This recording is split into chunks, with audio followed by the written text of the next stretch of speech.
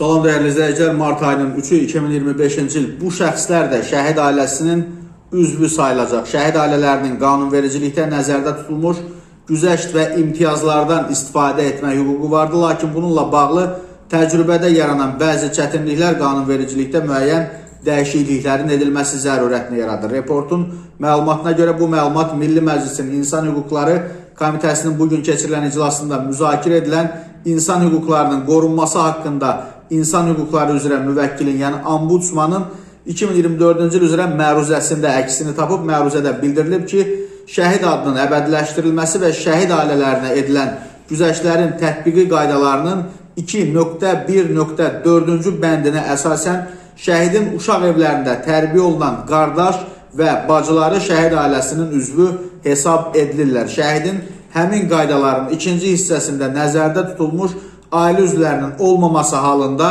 uşaq evlərində olmasından asılı olmayaraq bacı və qardaşlarının da şəhid ailəsinin üzvü hesab edilməsi həmin şəxslərin müvafiq güzəşt və imtiyazlardan bərabər şərtlərlə istifadə etməsinə şərait yaradacaq deyə məruzədə qeyd edilib.